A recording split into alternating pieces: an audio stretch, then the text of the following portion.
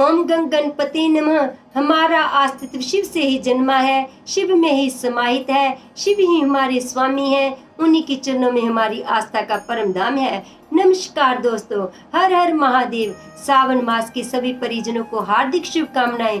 आज हम देवों के देव महादेव भगवान शिव जी के प्रिय सावन मास महात्म्य के 17वें अध्याय में पवित्रोपण की महिमा जानेंगे। पवित्रोपण अलग अलग तिथियों को अलग अलग देवों का पवित्रोपण किया जाता है। पवित्रोपण का अर्थ है किसी पवित्र धागे में बांधना, अर्थात यज्ञोपवीत दान करना। सावन शुक्ल द्वादशी तिथि को भगवान श्री कृष्ण जी को सोने, चांदी, पीतल या सूत के धागे में यज्ञोपवीत पहनाने का एक उत्सव है।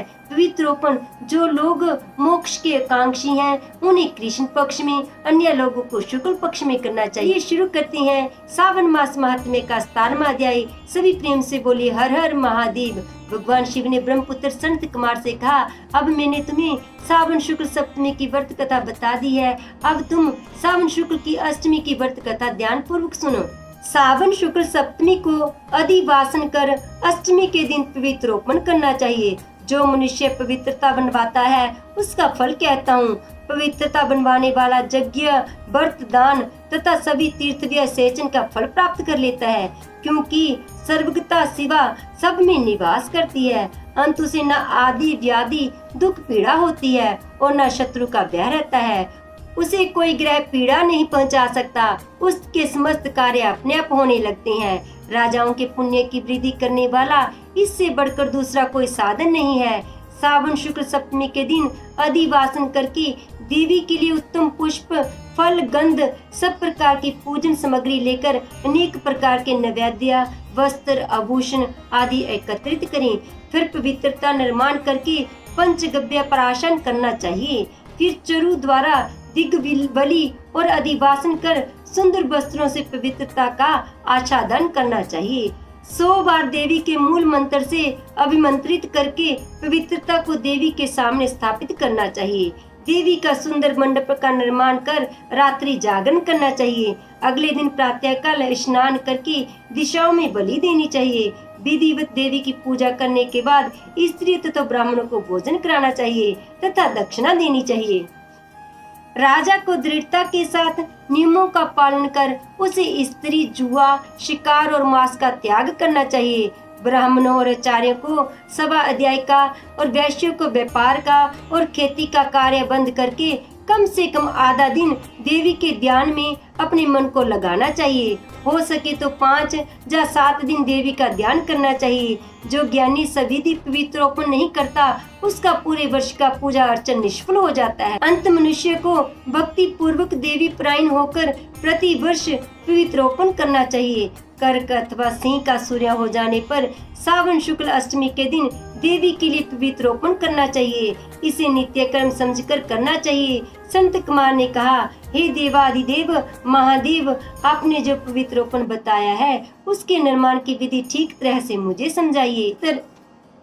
भगवान महादेव बोले, हे संत कुमार, रेशमी वस्त्र, कुछ या कांच से निर्मित या ब्राह्मणी द्वारा रुई से बना सूत होना चाहिए। सूतों को 3 गुना कर पुण्य त्रिगुणित करने पर उनकी संख्या 360 होनी चाहिए। 360 सूतों को उत्तम, 270 को मध्यम और 180 सूतों को निष्कृष्ट कहा गया है। 100 ग्रंथि का उत्तम, 50 ग्रंथि का मध्यम तथा 16 ग्रंथि का पवित्रता कनिष्ठ होता है। 6, 3, 4, 2, 12, 24, 12, 8 ग्रंथि का कनिष्ठ पवित्रता होता है। देवी प्रतिमा की नाभि तक सीमित पवित्रता कनिष्ठ, जांघ तक मध्यम, जानू तक की पवित्रता उत्तम मानी जाती है। इस पवित्रता की सब गांठों को केसर से रंगना चाहिए तथा सर्वतोभद्र वेदी पर देवी का पूजन करके देवी के समक्ष कलश या बांस का पत्थर पर पवित्रता को रखें। 3 सूतों में ब्रह्मा, विष्णु और शंकर का आवाहन करना चाहिए।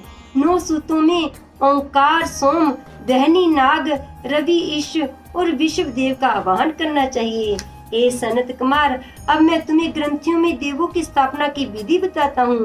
किरिया, पोर्शी, वीरा, वज्या, अपराजिता, मनोमणि, जय, भद्रा, मुक्ति और ईशा नामों के आदि में प्रणव लगाकर ग्रंथि संख्या के अनुसार आवृत्ति करके आवाहन तथा चंदन से पूजा करनी चाहिए। इस प्रकार प्रणव द्वारा अभिमंत्रित कर देवी को पवित्रोपण कर विधान तुम्हें बताता हूँ। इस प्रकार प्रणव द्वारा अभिमंत्रित कर देवी को पवित्रोपण का विधान तुम्हें बताया है। जिन दूसरे देवों को प्रतिपदा आदि तिथियों में पवित्रोपण करना चाहिए उनके विषय में सुनो। धनद श्री, गौरी गणेश, चंद्रमा गुरु, सूर्य चंडिका, अम्बा, वासुकी ऋषि, चक्रपाणी, अनंत शिवा, ब्रह्मा और पितर आदि देवों का प्रतिपदा आदि तिथि में पूजा करें। यह पवित्रोपण प्रधान देवों का है। उनके सहदेवों को 3 तार वाला पवित्रता समर्पण करें। सावन शुक्ल पक्ष और कृष्ण पक्ष की नवमी तिथि का महात्म्य है। दोनों पक्षों की नवमी के दिन यथाविधि कुमारी नामक देवी का पूजा अर्चन कर नक्त व्रत कर दूध और शहद मिला हुआ भोजन करना चाहिए।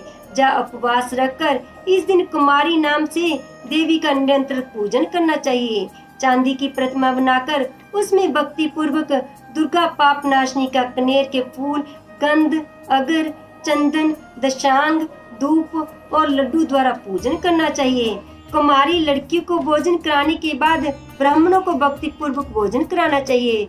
फिर मौन दान कर बिल्व पत्र भोजन करना चाहिए। नवमी का व्रत प्राणी के सब पापों को नष्ट करने वाला, समस्त संपत्तियों को प्रदान करने वाला, पुत्र पौत्र आदि की वृद्धि करने वाला और सदगति प्रदान करने वाला है। इस प्रकार स्कंद पुराण के अंतर्गत सावन मास महात्म्य के 17वें अध्याय में पवित्रोपण की महिमा पूर्ण हुई। अंत में बस यही कहना चाहूंगी, किस्मत लिखने वाले को भगवान कहते हैं और बदलने वाले को भोलेनाथ कहते हैं। अगर आपको यह अध्याय अच्छा लगा हो तो इसे ज्यादा से ज्यादा शेयर करें। अगर आपके माध्यम से कोई कथा को सुनता है तो आप भी पुण्य के भागी बनते हैं। अगर आपको इस चैनल की वीडियो अच्छी लगती है तो इस चैनल को सब्सक्राइब करें और कमेंट बॉक्स में हर हर महादेव अवश्य लिखें। मिलती हैं एक और अध्याय के साथ। हर हर महादेव।